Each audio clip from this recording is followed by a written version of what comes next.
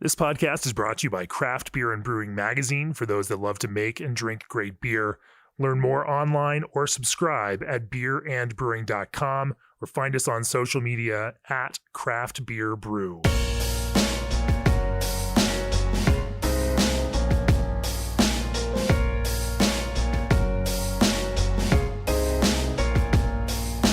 Welcome to the Craft Beer and Brewing Podcast. I'm your host, co-founder, and editorial director of Craft Beer and Brewing Magazine, Jamie Bogner.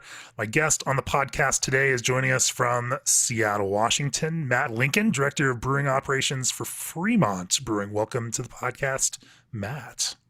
Hey, how's it going? Good. This is a podcast that I was hoping that we'd be able to do in person this year at some point. We had actually talked about it last summer, the summer of 2019, when we were hanging out after the Perennial Festival in St. Louis, Missouri. And then, of course, the world changed this past March, and here we are talking remotely. But Fremont has been a powerhouse of brewing in the Pacific Northwest. Certainly reviews well with our blind review panel, and has been a past beer of the year for our editors' picks for best in beer. We're big fans of Fremont. You guys have carved out a fantastic space, both barrel-aged beers, pale ales, using hops, taking advantage of your proximity to Yakima. And I can't wait to talk to you about everything from fresh hop beers to barrel-aged beers to pale ales and IPAs and more. Before we do that, nearly 2,000 breweries across the U.S., Canada, and Mexico partner with G&D Chillers. Innovative modular designs and no proprietary parts propel G&D ahead as the premier choice for your glycol chilling needs. Breweries you recognize like Russian River and Ninkasi, Jack's Abbey, Samuel Adams, and a bunch more brewers you've heard from on this very podcast all trust G&D to chill the beer you love. Call G&D Chillers to discuss your project today or reach out directly at gdchillers.com. This episode is also brought to you by Rahr North Star Pils, a new base malt to set your compass by. Rahr North Star Pils is crafted for brewers looking for a domestic Pilsner malt with low color and low modification.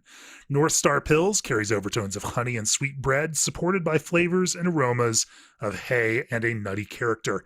Suitable for any beer style, but particularly craft brewed versions of classic lagers. Let Rahr North Star Pils guide your craft by visiting bsgcraftbrewing.com or contact them at 1-800-374-2739. So Matt, talk to me a little bit about your brewing history. Obviously, here you are overseeing the brewing operations for Fremont now. But what did your arc in craft beer look like, and how did you decide on brewing as a career, and then get to the point you are now with Fremont? Sure. I started off as a home brewer. I think as a lot of pro brewers did. I mean, I think I was like 20, 21 when I first started brewing beer. Buddy and I were living together, and we bought a kit, and we decided our first beer that we would make would be a barley wine. All in, go all in. So we were all in. Yeah. I can't remember exactly how that beer turned out. I don't think it was that great. But yeah, that was. I mean, if you're going to bother making beer, you might as well put a lot of alcohol in it. Yeah. I think that's probably what a 21-year-old is thinking. Let's make this huge beer and let's go crazy. So, I mean, from then we just started. The two of us, we did a lot of home brewing together. And I eventually ended up going to culinary school and working in the food industry, restaurant world for a while, and then got really, I got tired of that. The daily grind and the stress associated with working in restaurants is, it's pretty intense. Had a lot of great times. I actually met my wife in a restaurant, and but decided that wasn't something I really wanted to spend the rest of my life doing. And ended up going through the American Brewers Guild program in 2006. So went through that program and then ended up, so my wife, girlfriend at the time, she was moving to Chicago to pursue a master's in architecture. And I'm like, okay, I think I'll go to Chicago too. And ended up doing an apprenticeship through the American Brewers Guild at Goose Island Brewing Company. So I ended up at at Goose and basically got hired on in their lab before the end of my apprenticeship. So ended up working in the lab at Goose for, I don't know, 5 or 6 months, and then moved into the brewing department. And I ended up being there for about 3 years, roughly 3 years. So at what point did you get it back out to the West Coast? Let's see, we moved back to Seattle in 2009. And that is when I hooked up with Matt Linscomb, who's the founder of Fremont Brewing. And, I think that was a weird time too, because that was right when the recession had hit. No Sure. breweries were opening up. I mean, think about 11 years ago, the brewing world was totally different. It doesn't seem like that long, really. Right, but, right. The amount of change in 11 years has been extremely dramatic. Yeah. Because back then, I don't think, Matt wanted to open up a production brewery in Seattle. I don't think a production brewery had opened up in probably about, in like maybe 5 or 6 years. Right. In Seattle. It was Georgetown Brewing was probably the last one prior to us opening up. Yeah, we kind of hit it off, and I ended up coming on as the initial head brewer. There were 3 of us at the beginning, essentially. Right. And yeah, that was 11 years ago. It's kind of crazy. So square one. As you guys started thinking about the beer that you're going to brew, what did that look like? Obviously, the audience for beer was different in 2009, 2010, as you're getting a business off the ground. But at the same time, also being in Seattle, you have interesting proximity. It's also weird to think that like you were launching a brewery before something like the Citra hop was commercially available. Yeah. And that's, it's amazing to think that, it's now one of the most dominant hops in worldwide growing, and certainly among brewing use. But as you, I mean, that's it. Now that I'm just shocking myself, even just thinking about that, and how many breweries, have kind of gone through that phase. But it started, then in those formative years. I mean, you were experiencing a pretty heady time as other breweries were launching, and the entire agricultural side of the brewing industry was also engaging in a hefty amount of innovation and bringing new things to the table that created new options, for you all as brewers. But talk to me a little bit about how, that vision from brewing, started with Fremont, and then how it's, continued to develop over the years. Yeah, I mean, I think we've always kind of been guided by balance and drinkability. We want to keep things interesting, but we also want to have, we want to make beer that people keep on gravitating towards and want to have, 1 or 2, like they have one beer, they want to come back for another one. And that's always kind of been one of our guiding principles, just maintaining that balance. And, I think you can achieve balance in extreme beers. You can achieve balance in a lot of different ways. Right. But I mean, that's always been one of our principles. And, we started off making a pale ale. So this is like, just to kind of give you an idea of what, that was our flagship, was a pretty traditional pale ale that had been like one of Linscomb's, Matt Linscomb's homebrews. So we kind of did a riff on that, and, it was mostly Cascade.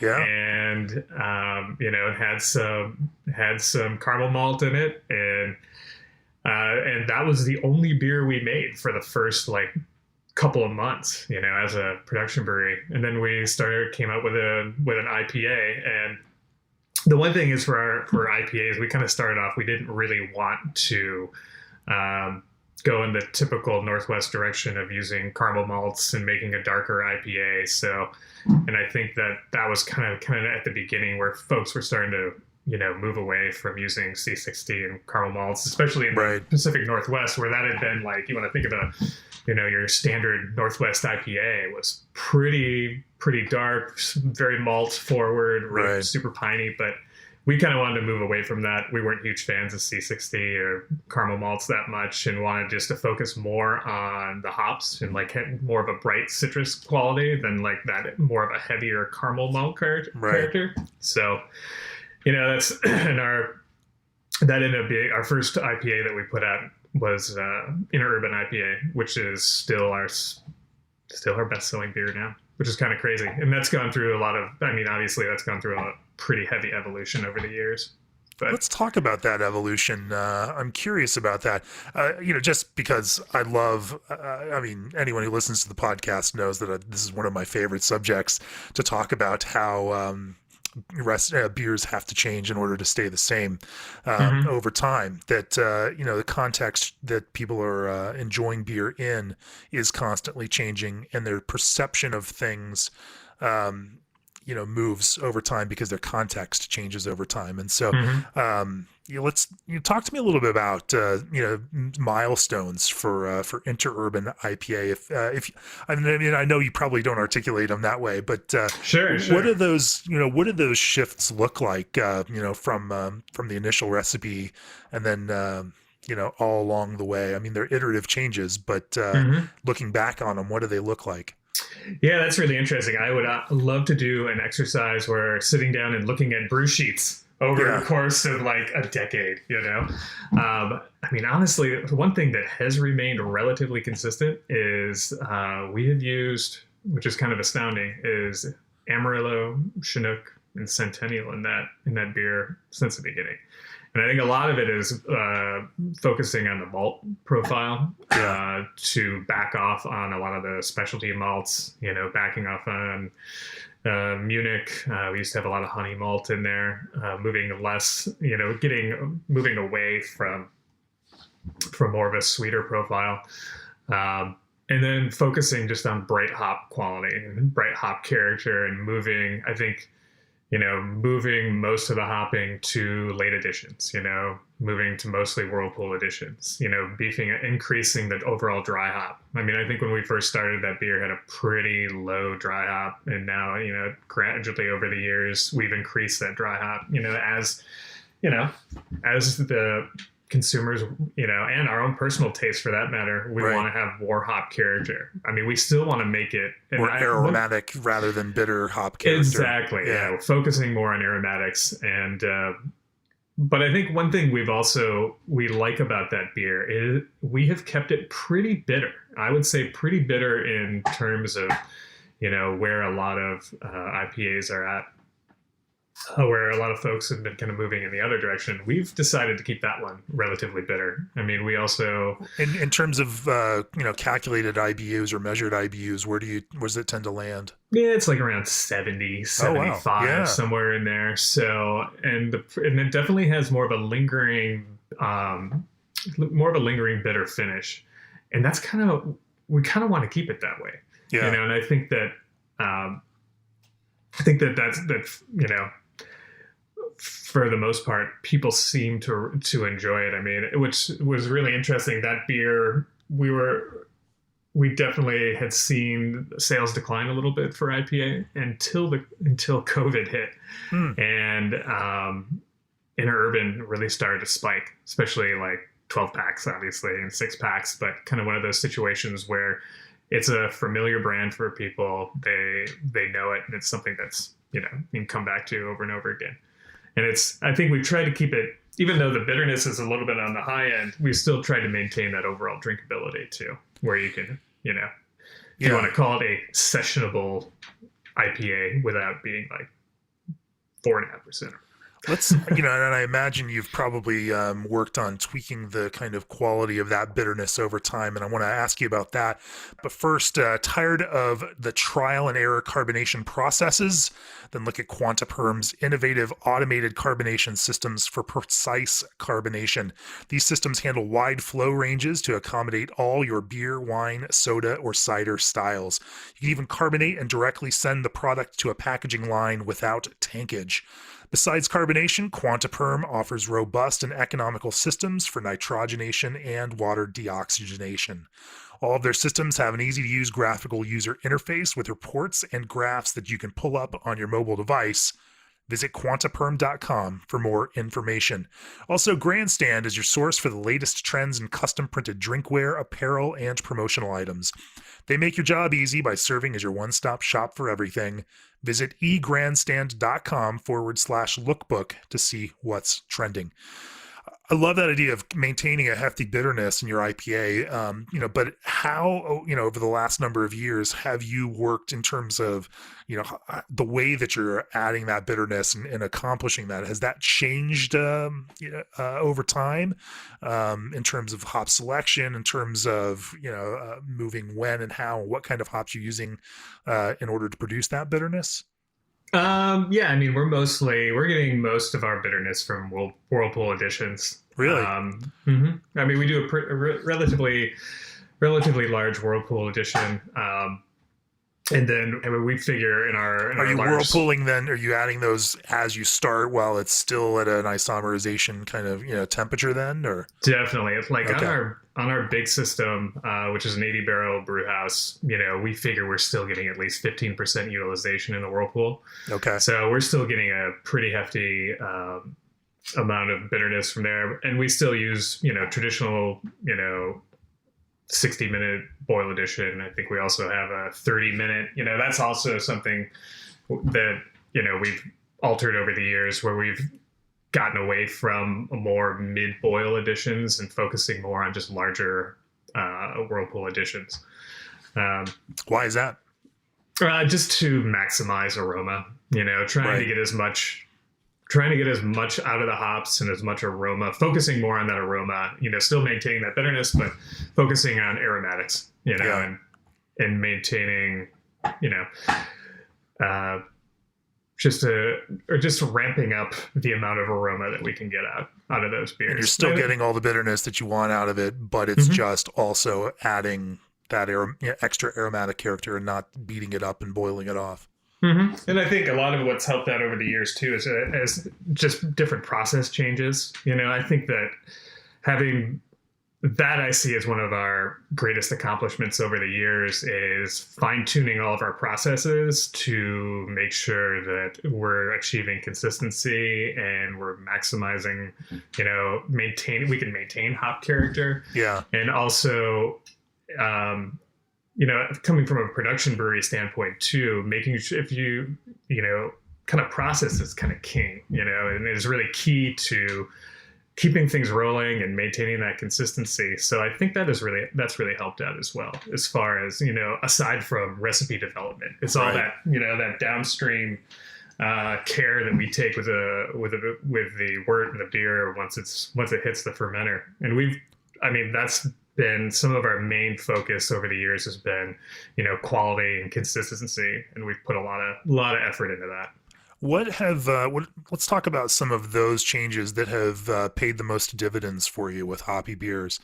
In terms of those kinds of process changes, what, as you're thinking about it, what have been some of those most impactful, kinds of process shifts? I think a lot of it has been yeast management. Okay. Has been really helpful. We've put a lot of effort into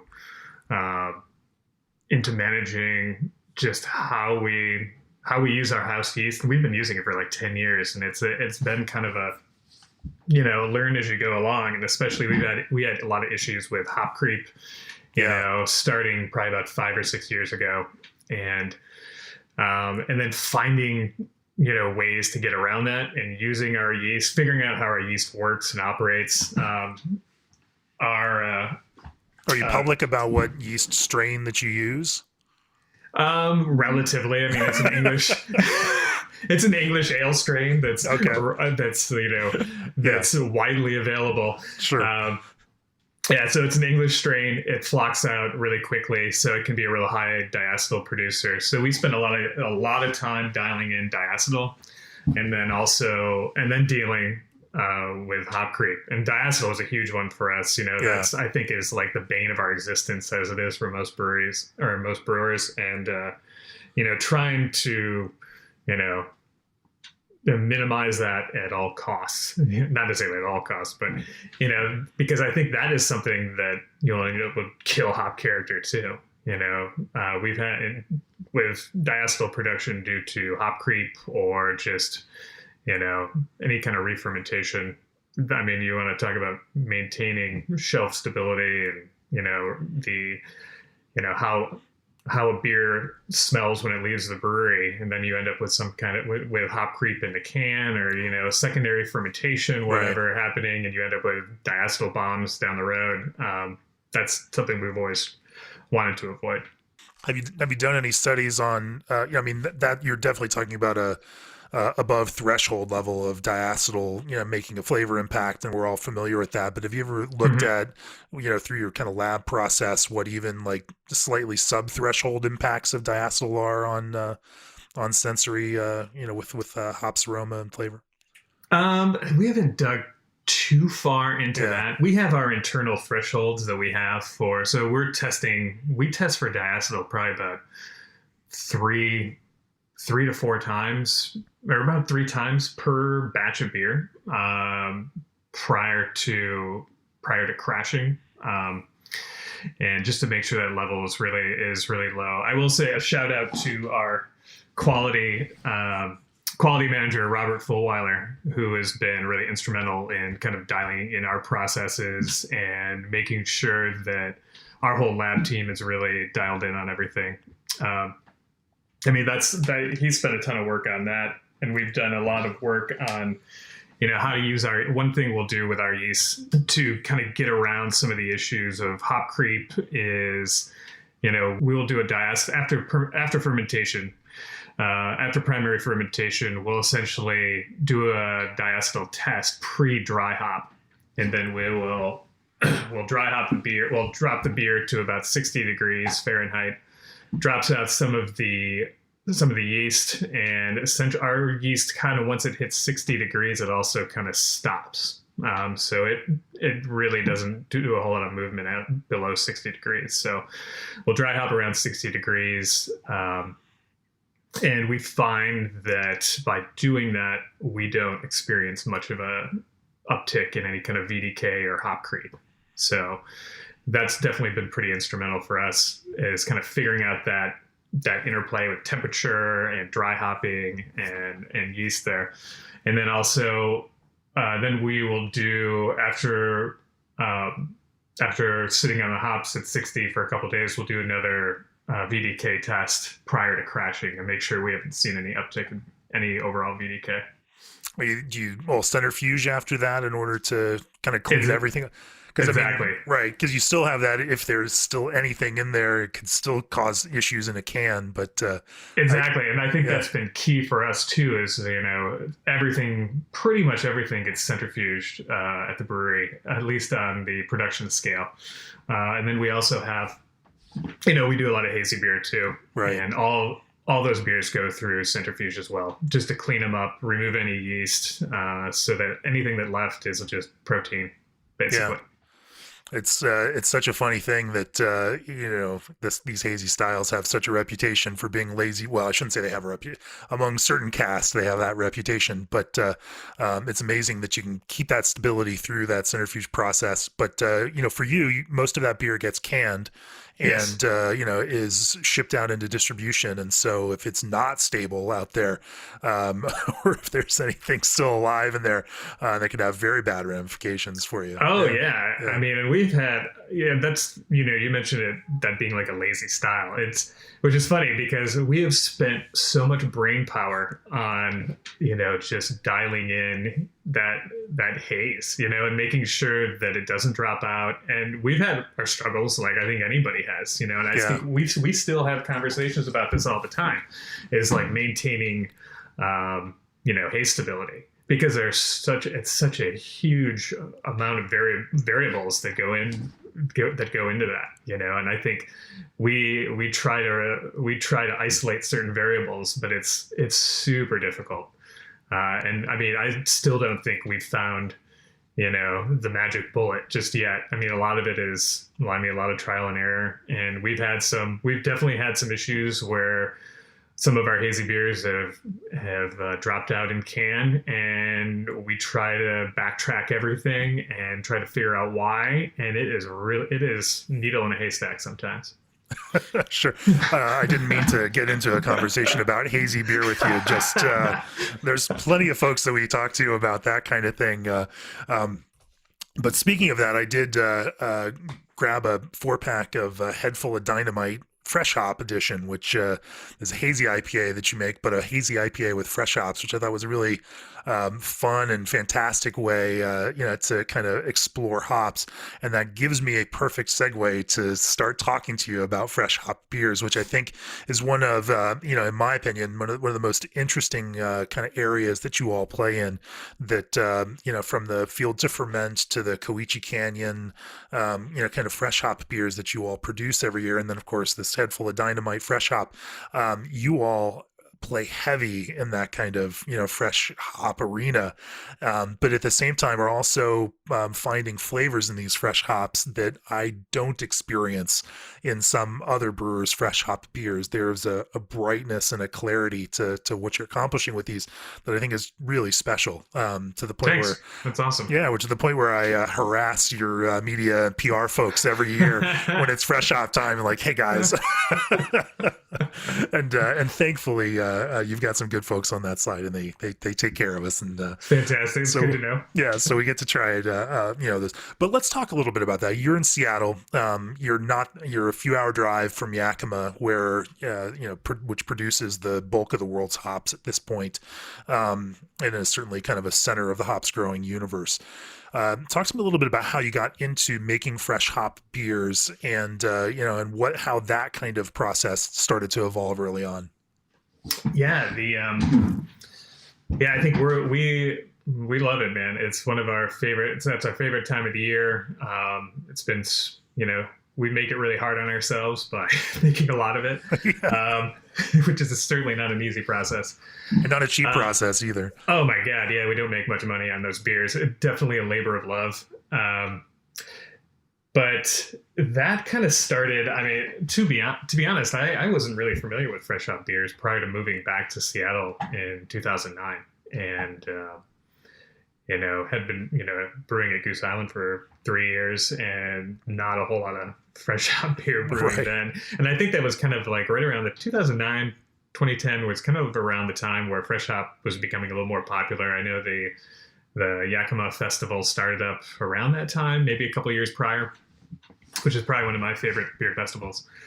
But it kind of happened in this really awesome organic way, where we were approached kind of out of the blue by a hop grower, Brad Carpenter, who is like a fifth or sixth generation hop grower in Yakima, and from Carpenter Ranches, and they're one of the primary owners of YCH.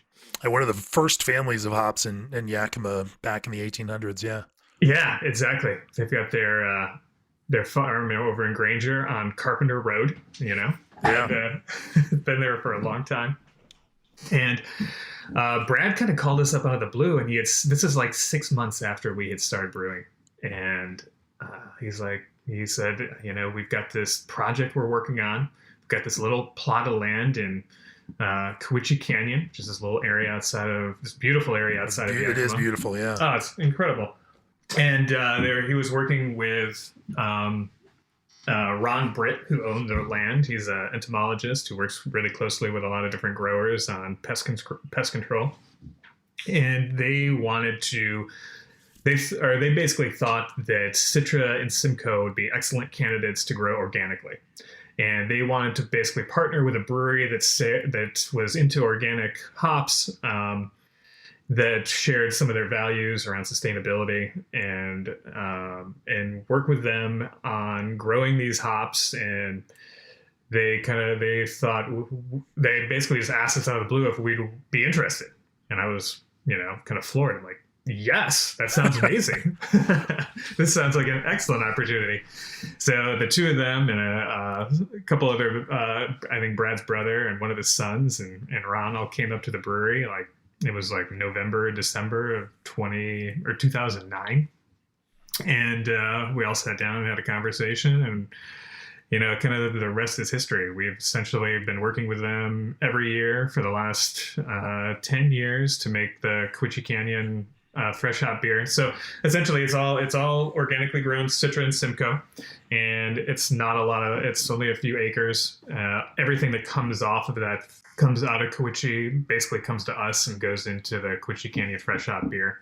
A few years ago, they added Mosaic, and then they also added Equinaut. So now there's 4 varieties out there, and it is that what kind of started our whole foray into fresh hop brewing. And I think we learned a lot making that first beer, and then we've had to adapt as we've gotten larger and moved into different size brew houses. I mean, now we fresh hop brew on an 80 barrel system.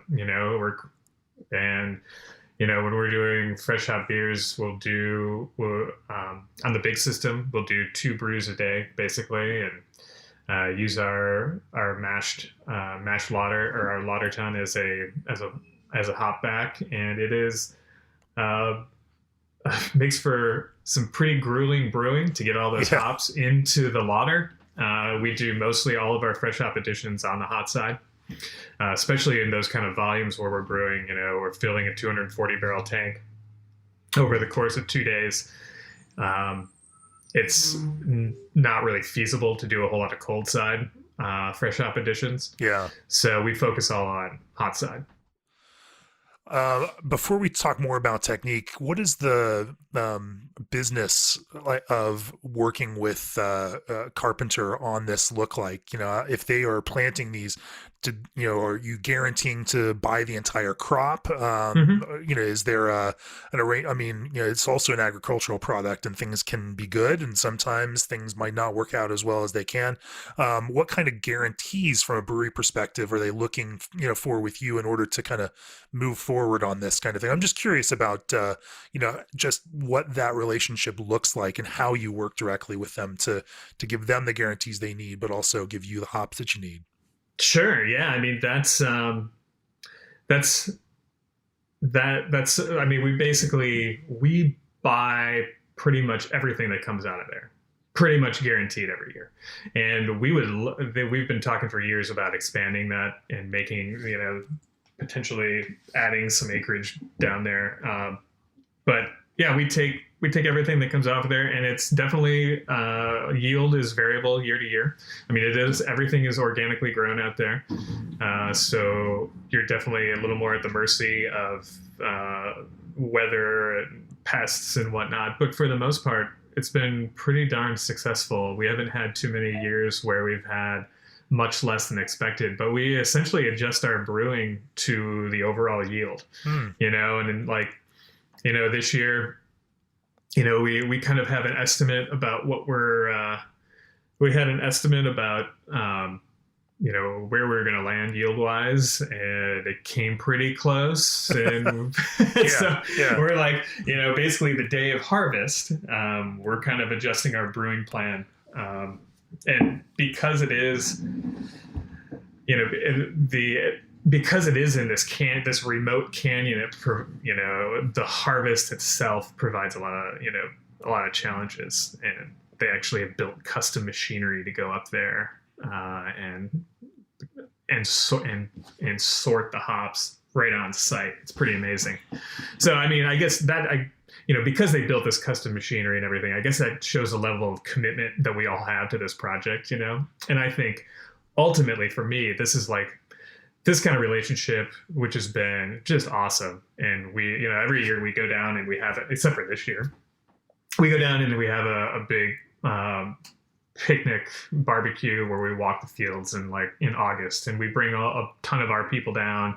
We've got folks from Carpenter Ranches. We've got Ron Britt and his family. And we've also got, folks from Yakima Chief Ranches. They're all involved in this whole project too. Yeah.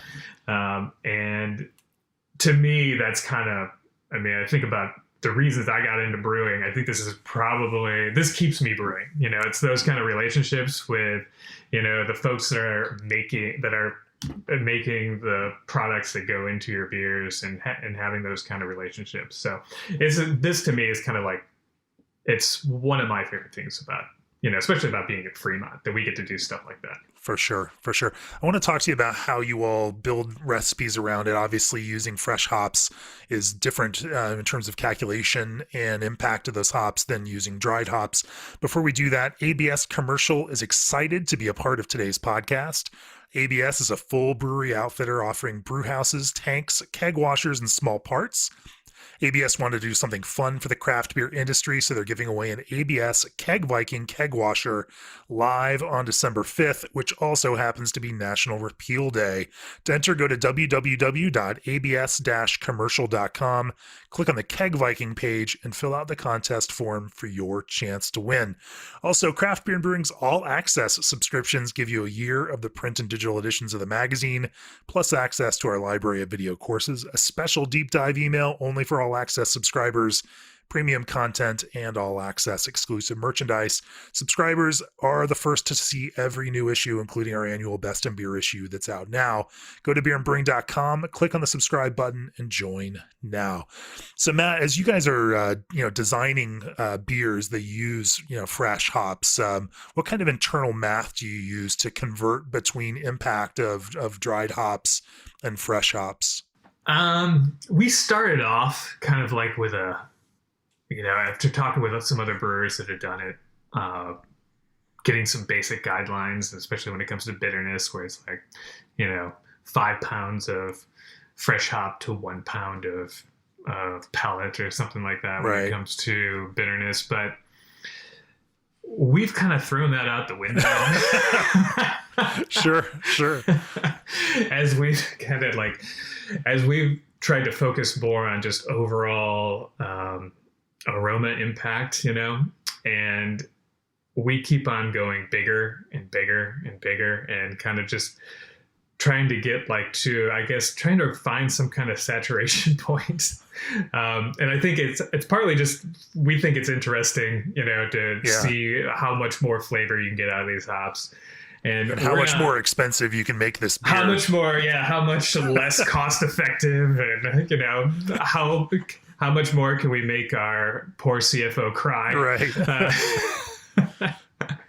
Because when we were doing, when we did our Field to Ferment series, and we're still doing that, but that was a seasonal beer, and we made an incredible amount. We did I think last year we kind of topped out. We probably did about 2,500 barrels of that beer, and I think we brought in over 70,000 pounds of fresh hops. Oh my gosh. It's ridiculous. That is ridiculous. It was ridiculous. And we kept on putting more and more into it, just to keep ourselves interested and not try to repeat ourselves, and kind of just, we want to also just keep on seeing what we can do to make these beers better. I mean, that's always been a kind of a driving force for us too, never really resting on our laurels too much, trying to keep on improving, and that constant improvement kind of mantra. Sure. Do you have a ballpark where you might be right now in terms of pounds of fresh hops per barrel of beer? Or yeah, so let's see, we're probably around, for Field to Ferment and Koichi, it's probably about 20 to 25 pounds per barrel. Wow. And then for that fresh hop, a head full of fresh hop, we kind of went off the deep end a little bit, and that's 30 to 35 pounds per barrel. Now, and thankfully that's wet, weight, not dried weight. Right. But it's a lot. It's a lot of just the logistics. The logistics are kind of crazy too, about organizing all these, working really closely with our vendors to get the trucks scheduled, because they're basically harvested in the morning. There's a refrigerated truck waiting there. As they're harvested, they're usually driven right into the truck and then sent on their way, so that we can use them as quickly as possible. We're trying to get them in. We're trying to get the hops into the wort within ideally within 24 hours, but a lot of the times it ends up being, that first load ends up being 6 to 8 hours after they're off the field. I mean, my quick math, if you're looking at 35 pounds per barrel in an 80 barrel batch, that's 2,800 pounds of hops. Yeah, that's a lot. That's a lot. I mean, how do you even fit that in a louder ton? I can show you the pictures. It's a lot. I mean, yeah, it's pretty challenging too, because it also, there's a lot of, it's challenging and it's interesting for the brewers. I mean, I say interesting and challenging. They're probably going to say giant pain in the ass. Yeah, they do. Because it's challenging when other people do it. It's right. It sucks when you have to do it yourself.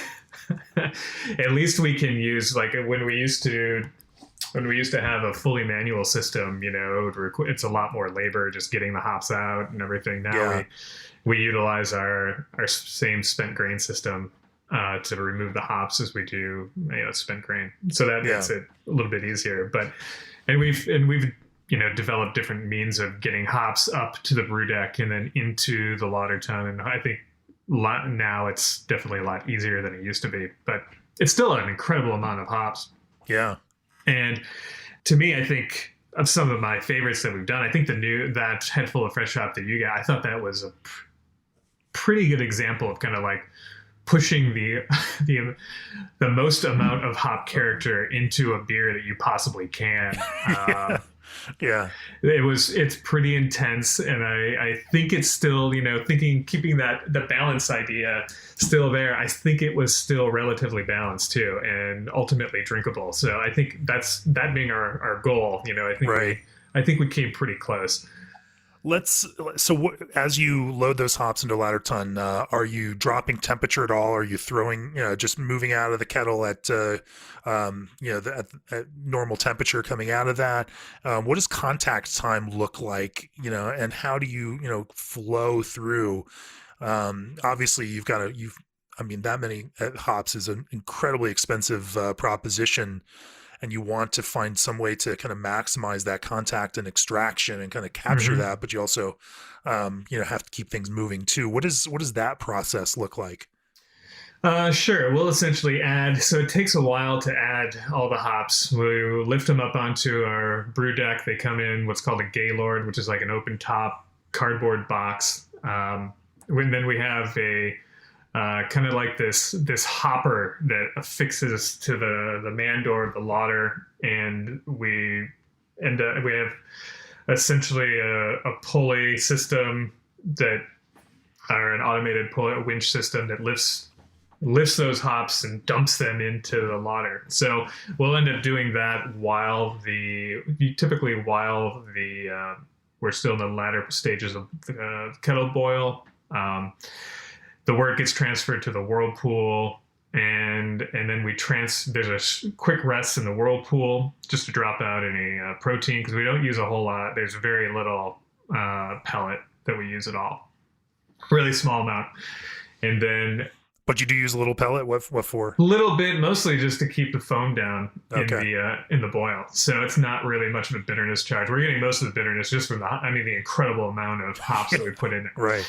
So that's where the primary bitterness is coming from. And then we'll start transferring into the lauter. We basically designed the brew house so that we could specifically do this by just adding a couple soft hoses. And so we'll pump it into the lauter where the hops are already in there. And as soon as the wort has covered, maybe a half or a quarter, or essentially so that hop bed starts to float, we'll turn on our raking system and start. Right. And basically start spinning everything. Sure. Because you've got so much matter in there. We're trying to break up the hops so you can get everything exposed to the wort. And then that whole transfer process from the whirlpool to the lauter takes, probably about 20 minutes, 25 minutes. And then we'll do a rest in the lauter for a little bit of time as the rakes are still spinning.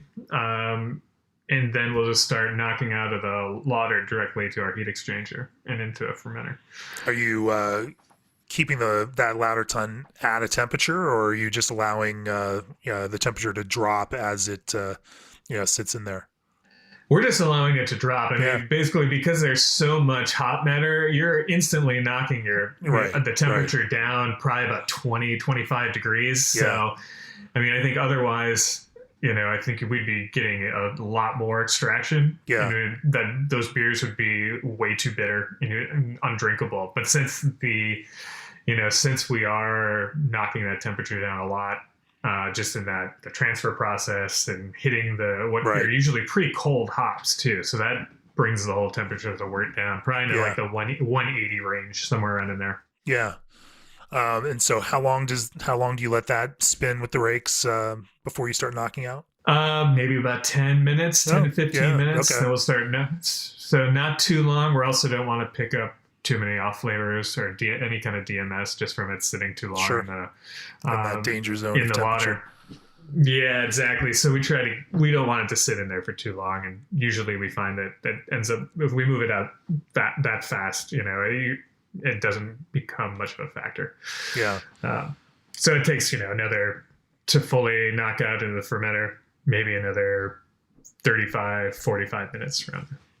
Do these beers ferment in a different way than you would find from a regular IPA or pale ale?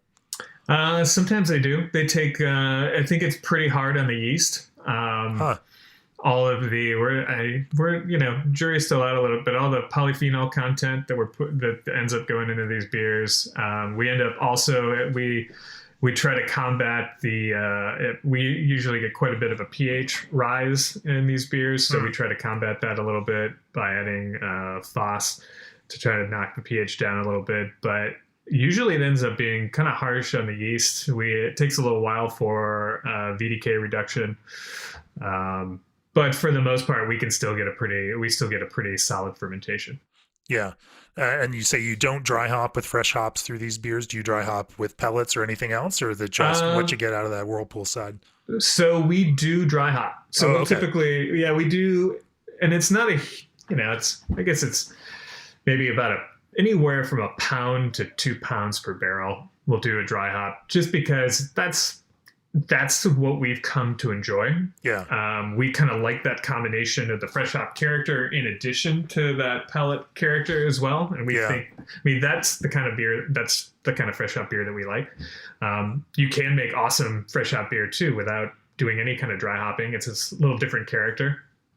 But we've just grown to like that dry hop component. And for years, we basically started off, I think the first year that we did it, that first Koichi batch, we actually used some Koichi hops that we had held on to for a little bit, and then used them in just in a giant body bag, essentially, and threw it into a bright tank.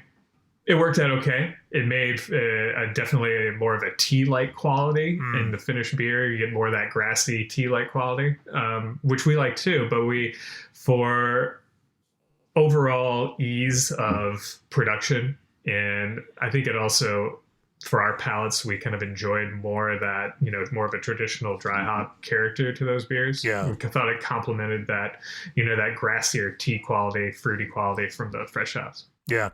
From a sensory perspective, I love how you're talking about these. How do you describe the fresh hop flavors that you get out and the aromas that you get out of this plot of Citra and Simcoe and others compared to, say the batches of that you might make of similar beers using typically dried kiln hops?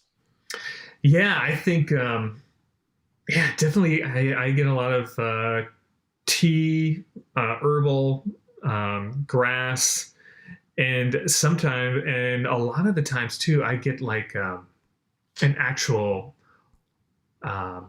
field, like hop field aroma, because it's a very specific thing, walking through a hop field, and you just smell you smell the hops, and it's just a little bit of a different character. Like, I know, what I always think back to is certain nights being in Yakima when they're doing hop processing. Yeah. During harvesting, if you're downtown Yakima, while all the processors are actively pelletizing, like some of the first rounds of harvest, it's pretty incredible. Like that aroma that just kind of permeates the air. Right. And it's hard for me to describe that. Sure. I know exactly what you're talking about. I was out there in 2016, right at the front end of like the first week when they started harvesting. They hadn't started pelletizing yet, but walking through the fields and then walking through the, kilning facilities and then, mounds of dried hops, waiting to be baled on the other, like there is a certain smell to it. And I didn't, until I did that, I didn't understand what brewers meant when they would describe to me that, a certain beer tasted or smelled like a hops field. But then after experiencing it, you kind of see that's what that meant. And yes, you're right. Yeah, like it really does capture that kind of live vibrancy, and that kind of, organic material,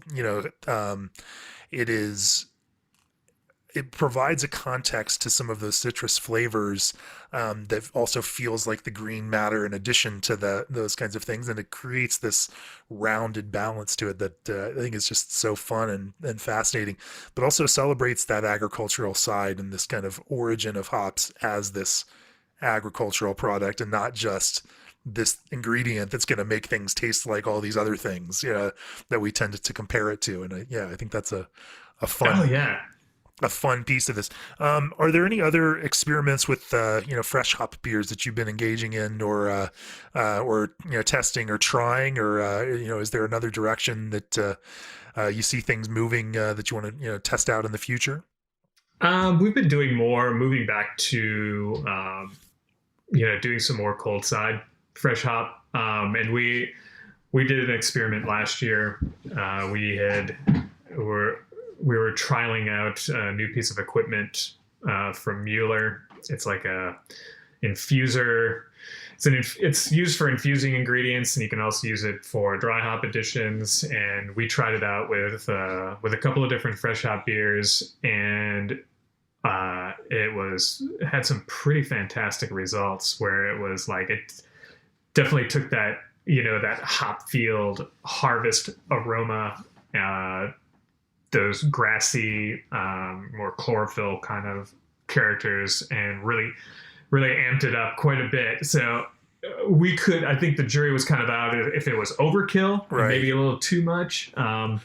But we definitely found it extremely interesting. And that was something that we'll probably do some more experimentation with. We trialed that piece of equipment, and we ended up ultimately buying one that's going to be here in the next couple of weeks, actually. Primarily being used for our barrel-aged beer. Right. But we're also, it has multiple uses. And that was something that was really interesting last year. And I think one thing we always try to do is we have several different brew houses now. And we have a 3.5 barrel system that we put in about a year ago. That's our pilot system. So we did several one-off fresh hop beers this year, trialing out new varieties that we hadn't played around with. So that's always exciting. Yeah. And I think for that head full of fresh hop, and then we ended up using Talus or HBC 692, which has become one of our favorite hops to come out over the last couple of years. And this was the first time we'd ever used it. We're like, well, let's do it. Let's go for it. And that is one of the exciting things about fresh hop beer too, is every year we try to at least use a hop that we've never used before, right? Because it keeps things interesting, and we want to see what these hops, the different kind of qualities they bring in a fresh hop beer. How from a as I'm starting to think about this, like how do you maintain? You mentioned you're trying to brew with these within 6 hours or so of when they're harvested, but that creates a crazy logistical challenge when you're doing as many as 2,500 barrels of a fresh hop beer in terms of how you harvest. Are you using some ways of keeping fresh hops fresh, or are there any other kinds of means of maintaining that other than just having them harvest and then drive them out and brew and working out that kind of logistical challenge? Yeah, we've worked a lot with our with YCH and the Yakima Chief Ranches over the years, and trying to really perfect that. And because we've had some fails too. Kind of when fresh hop was kind of in its infancy, We lost a bunch of hops because they're improperly stored. They have a tendency to start to compost pretty quickly unless they are able to breathe and are cooled down really quickly. We found that, if you can harvest them if they harvest them in the morning before the fields have any chance to heat up, you set yourself up in a much better situation for those hops to last longer once you get them into refrigeration. So that's always our goal. We try to only get hops that have been harvested in the morning. Well, that's easy. Yeah. Yeah, that's easy. You guys aren't needy or anything like that. So, and then they immediately go into a reefer truck, or sometimes they'll go into like a secondary storage if whatever farm that we're pulling them off of has cold storage on site. Yeah. And we try to keep that as low as possible. And then when they get into the reefer truck, we keep it right a little over freezing. So it's like try to get those as cold as possible. Yeah. And then for that first batch, we're usually ending up, it'll be about a 6 to 8 hours after harvest, sometimes sooner.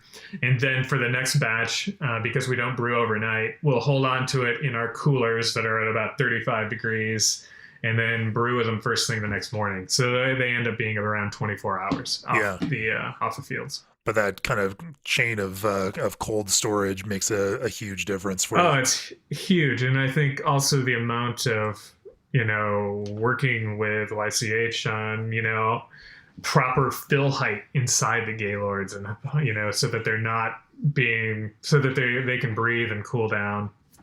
Because I think sometimes we've had issues where they get filled too much, and then you put your hand in the middle of put your hand down in the middle of the hops, and you can actually feel the heat. So they'll actually start to heat up in the center, and that's usually a pretty bad sign if that starts to happen. So, and over the years, like I said, we've had some pretty bad situations where you're essentially dealing with rotting hops, and you end up having to throw them out, and it's expensive. It's super expensive, and we try to minimize that as much as possible. Yeah, and not just from the raw materials, but also, that many logistics involved and that much orchestration to then lose this thing that you just spent all of this time and effort on orchestrating like that. That's heartbreaking. Yeah, we'll actually bring in a reefer trailer that will park in our loading bay or one of our loading docks. Yeah. That we just leave at a really low temperature, and essentially when the hops come in off the truck, usually one of them is going directly one or half of the load is going directly up to the brew house to be brewed with, and the other is going directly into this other reefer truck that's at about 35 degrees or so, ready for the next morning. That is a crazy but beautiful process, and it is a labor of love. It is definitely a labor of love. Right. I think if we didn't have buy-in from all of our staff too, like from all the way from our warehouse folks to brewers, packaging, and CFO, obviously. Sure. I think we wouldn't be able to pull it off. But I think everyone loves these beers and loves just being able to work with such a fresh product and like this whole process that kind of gets you closer to the source, and I think that's people get into brewing for a lot of reasons, and one of them is because they're just passionate as hell about what they're making and the ingredients they're using. So everyone can kind of feel that connection, I think, during fresh hop season. It's funny because, generally when we talk about terroir and beer, we're talking about, spontaneous and wild beers. But in this sense, you really do get to reflect the terroir of your region because you have this access. Putting it onto refrigerated trucks is something that not, the most brewers in other parts of the world or the country can't necessarily do. Right. It's just not ever going to be economically feasible if you weren't as, relatively, there are certainly air brewers like Balebreaker and whatnot, and Yakima, Single Hill and others that can do that kind of thing. Just because they're right there. You all are a couple hours past that, but it's still reasonable for you to kind of work in that way. But outside of that, or outside of some, breweries kind of in Portland and, even in Idaho where, this harvesting is happening, it's just really hard to even think about. You just you can't even do that. And so, and I think that's why it's, once you get past the Pacific Northwest, there's just much less of, I think most beer drinkers just aren't necessarily as familiar with fresh hop or wet hop beers. And it's definitely a regional thing. I think you see more of it now that you have more growing regions popping up around the country. I know a lot of, like, some of the Michigan hops. I know a lot of breweries in Michigan and Midwest are doing more fresh hop beer now too.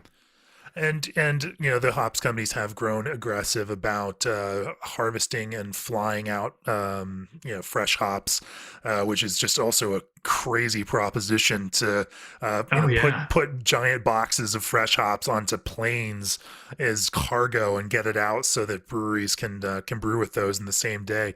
But that's the kind of logistical challenge and cost that goes into these. It's really like, you don't do it for anything other than the love of doing it. No, and I mean, and it kind of goes to show the commitment on the part of the growers and the hop vendors too, because it is a crazy amount of work. It's a ton of work, and you see, like, we'll go down while they're harvesting sometimes, and see the hops being, harvested and loaded into gaylords, and then all the work and all the extra work it takes to do that. They're in it. They know that it means a lot to us, and they're pretty highly committed. Well, and all of the hops farmers that I've met and interacted with have that same kind of passion for what they grow, and they love brewers that showcase that. That it speaks to their contribution to this whole world of beer, and fresh hop does that in a way that other styles of beer don't necessarily do, and that it captures that whole flavor of the hop. And so I can see why they are proud of what they do, and they want they will go to that extra effort to kind of push it out there. No, that's fantastic. We haven't talked about barrel aged beers, and I did tease that at the start of the podcast because it is something that's a big part of what Fremont does. Let's quickly kind of change gears and talk about your barrel aging. It's an abrupt pivot. There's no good segue here. You'd given me one a little while back with your infuser that I could have seized on to just to turn that there, but I wasn't ready to do it yet. So sorry, I'm talking. My mental inside baseball mechanics of how we host this kind of thing are all out there in full transparency. So talk to me about this, and as a bit of background, Rusty Nail, I think, has been one of our beers of the year in the past, and this kind of signature barrel aged beer that you make. Now you've been doing this for over a decade, making barrel aged beers. Certainly, you came out of Goose Island, where you had where Goose Island had this long tradition of making, pioneering barrel aged beers. Yeah. Talk to me a little bit about the kind of foundation of that program and how it's developed for Fremont. Yeah, it kind of started off where we knew we wanted to get into some kind of barrel aging. When we first started, we were so cash strapped. Like it was a rough go that first year. I will definitely say that. But we definitely were committed to it, and we had made our first winter beer, and that this was Abominable Ale. It was like an 8%. It's something we still make now. It's called Winter Ale at a much smaller amount, but it's like an 8% beer. Kind of like a winter. This is like, I don't know if anyone will relate to this, but a Pacific Northwest winter warmer, if you will. And we got some barrels from the same guy, Tom Griffin, who supplied Goose Island. And Tom Griffin is kind of a legend in the beer world, and a legend when it comes to barrel aging. The stories I could tell, total total personality. Yeah. Interesting guy. Anyway, we got I don't know, 10 Heaven Hill barrels from him. Yeah. And we ended up putting that first beer into these barrels and let it sit for about a year. And that was the first B-bomb, bourbon barrel aged abominable. And we kind of liked where that beer was, where it was going, but we made quite a few tweaks that first year, and designing beers more for barrel, bigger, making them bigger, higher gravity, higher finishing gravity, and then it just kind of evolved from there. Where we and just to really starting to focus on barrel specific beer. Beer designed to go into barrels. What is, let's talk about that. What, for you all, what were some of those changes you made to specifically design beers to stand up to that aging process? Mm-hmm. Yeah, we knew we wanted them to, just more alcohol, basically. Yeah. We wanted them to be bigger. We wanted a higher finishing gravity. We wanted a kind of fullness as well, like on a fullness on the palate. We didn't want them to be overly sweet, but we wanted them to be able to stand up to the barrel so they wouldn't be overwhelmed by all those, like really strong bourbon whiskey characters that I think sometimes can really take hold and kind of dominate, where it just comes off tasting like whiskey or tasting like bourbon. And I think that's also one of the things we focus a lot on, specific types of barrels as well. And, I'll definitely say a lot of it came from just working at Goose, and a lot of the barrels that they were using then for Bourbon County were Heaven Hill barrels. And I always liked that character, because I think it gave it kind of a smoothness and a richness. The bourbon quality or the whiskey wasn't dominating. It was more imparting a lot of wood, vanilla, like subtle coconut qualities, and it wasn't like a hit you across the face bourbon character. So we kind of focused on, not only making the beer higher gravity, more alcohol, but then also that barrel selection too. And we found that over the years that we prefer barrels that are a little bit older, that had been aging whiskey, 8+ years. And this is just, I know there's a lot of different opinions about this out there, but I think for us in our process, we've always thought that those older barrels just impart a little more of a smooth quality, and they're not as heavy-handed, and sometimes the beer that comes out isn't quite as hot, and it's a little more, I don't know, a little more refined maybe. It's, it's always a trade-off, because you're not going to get the longer that bourbon or that whiskey was sitting in the barrel, the more it's extracting from that barrel as it goes. And so you're right. It's generally, the conventional logic is that it is a more subtle impact than younger barrels, which tend to have a little more vibrancy, but potentially that hotter bourbon kind of character to it. And it's kind of a balance too. I mean, now that we've got, so our program has grown a lot, and we're dealing with a pretty huge volume. Well, relatively large volumes when we're putting these blends together. So, we end up with, a lot of it comes down to what we can get as well. So sometimes, most of the time we're in those older barrels, but then we mix in some of the younger barrels too. And I think it does, you kind of are blending to hit a certain target. And we're also, I guess that kind of getting into the whole blending topic as well, we end up over the years, we've kind of modified our process so that we are, blending back, or when we do our final blends, we're adding about 10% of the overall volume is beer that has been in barrel for like 18 to 24 months. Wow. So we are always holding back. Every year we'll fill over the course of a few months, and then, for the next year's batch. And then out of that, we're going to allocate a certain amount to be aged longer for subsequent blends. We found that also creates a little more complexity as well. It makes sense, and it's the same way that goose blenders will age multiple, different ages of, of lambic in order to add layers of complexity and different flavor. And we've even talked about this with clean barrel aged beers with Marty and Jim at Revolution, and they're doing a similar kind of thing using that kind of multiple age strategy in their blends.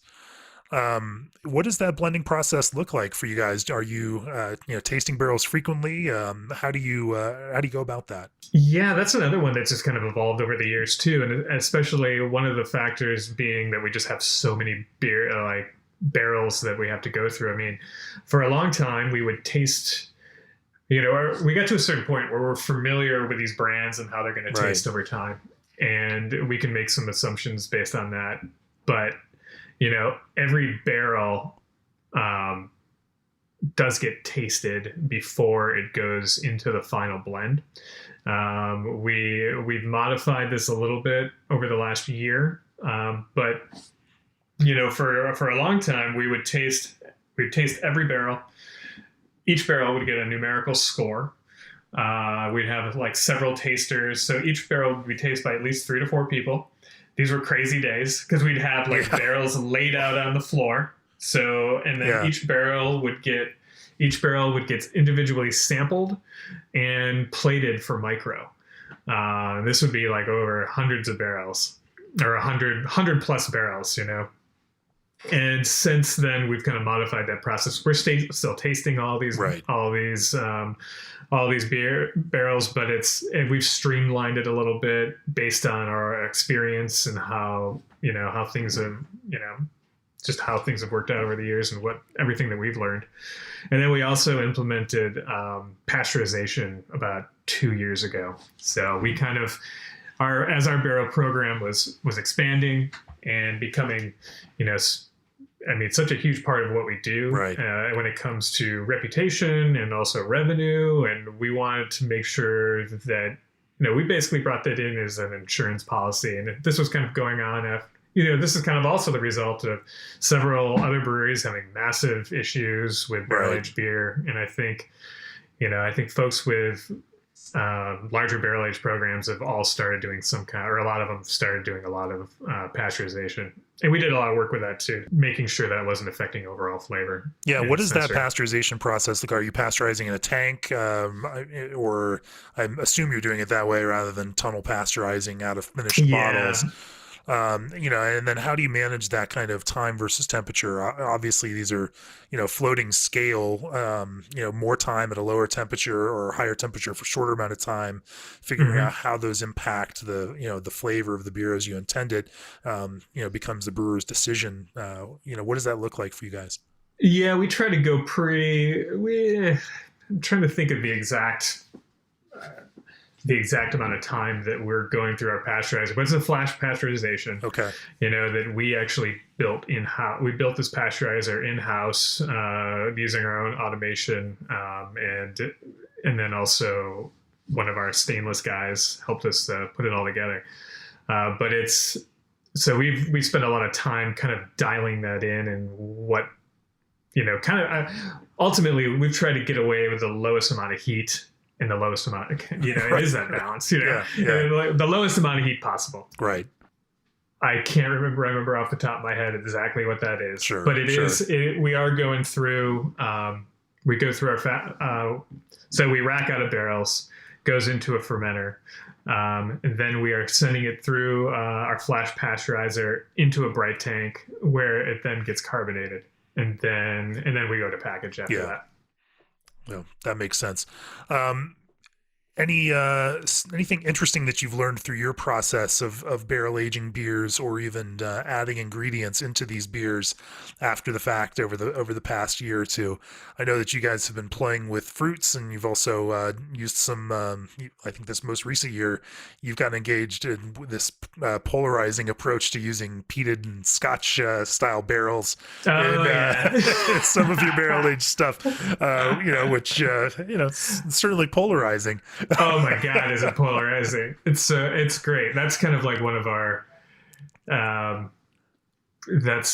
favorite things to discuss is to peat or not to peat. Yeah. And See, our kind of philosophy usually is like, well, if you're gonna do a peated beer, you might as well do a fucking peated beer.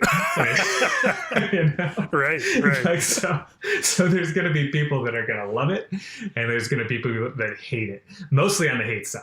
But that's why I will say we don't do a lot of peated stuff. But yeah, I think what we like about that is also, you know, working with the folks at Westland Distilling. So Westland is, you know, local Seattle distillery, and they make this really incredible peated whiskey. And it's peated single malt whiskey, which is awesome. And they own their own peat bog. And which is incredible. So they have their own peat bog that they use to smoke all the peated malt, which comes from Skagit Malting Company, which is just north of Seattle, about an hour. Right. And the level of peat quality that spirit imparts into those barrels is pretty incredible. It is variable. Some barrels are different than others, but we found that it's a really interesting, unique peat character, and it is intense. Yeah. We've used it in small, and a lot of the times we'll fill some of those peated barrels with various brands, and then use those as blenders and other beers. You know, so that if you want to put a little bit of a smoky quality, so that's kind of like, you know, ends up being one of our tools for some of our small batch releases. But then we've also gone whole hog, you know, and gone crazy and like, well, let's make this peaty as hell and go from there. Because I think we like it in small doses, and we know there are other people out there that do. But that being said, there's not going to be a mass release of a peated beer. I'll definitely say that. Well, there's something to be said for having a vision and making beers that aren't just for everybody, but are going to be the thing for the people that really love them. And, totally. Yeah. And that's fun. That keeps things interesting, right? Yeah. You know, you can't be everything to everybody. Well, there's some balance even within your appeal to customers where, you know, you can balance this extreme appeal to a very small number versus this appeal to another type of customer on the other side with something else. And so, yeah, we're back to the balance theme again. Yeah, totally. Well, yeah. I know that in the... we have been praised and then totally chastised in the same like sentence for like... Well, I love making fun of you for it, but at the same time, I'm glad that you do it because, you know, more breweries should seek out ways that they can do unique things for the folks that are going to love that thing, even if it's only a smaller amount of the folks that are going to dig it. Well, it's only a very, very niche thing, and it's fun. Nearly 2,000 breweries across the U.S., Canada, and Mexico partner with G&D Chillers. Set your compass by RAR North Star Pils. Quantaperm's innovative automated carbonation systems offer precise carbonation. Grandstand is your one-stop shop for drinkware, apparel, and promotional items. ABS Commercial is giving away a Keg Viking keg washer live on December 5th. And subscribe now to Craft Beer and Brewing to support this very podcast. Matt Lincoln from Fremont, thanks for joining me on the podcast. If people want to learn more about Fremont, where do they find you in real life and out there on the internet? Let's see, in real life, if you are in the Seattle area, we have our tasting room, the Urban Beer Garden, which is in a really awesome location just north of downtown Seattle, right on Lake Union, very close to Lake Union. And so come visit us at the tasting room. Right now, that may be harder than usual, obviously. But also on the web, fremontbrewing.com. We're also on the usual social media, Instagram, Facebook, Twitter. You know, we're all over. And then you can buy our beer. We're actually in quite a few states now. We're like 7 or 8 states. For sure. Washington, Idaho, Oregon, Southern California, Colorado, and Alaska, Montana. Yeah. So we're around. Yeah, absolutely. Go out, pick up a 4-pack, pick up a 6-pack. If you can grab the fresh hoppy beers, absolutely do it. For those of you listening out there, thank you for tuning into this podcast. And we hit an interesting milestone this past week and passed 3 million total downloads for the podcast today, which is kind of cool. And it's kind of scary and weird to think that people have listened over 3 million times to our conversations here over the last 160 episodes of the podcast. But Matt, thanks for joining me on the podcast this week. I love your fresh hop beers, and I love your barrel-aged beers, and pretty much love everything else that Fremont brews too. And it's been really fun to talk to you about brewing. Cheers. Yeah, thanks. Cheers. This podcast is brought to you by Craft Beer and Brewing Magazine for those that love to make and drink great beer. Learn more online or subscribe at beerandbrewing.com or find us on social media at Craft Beer Brew.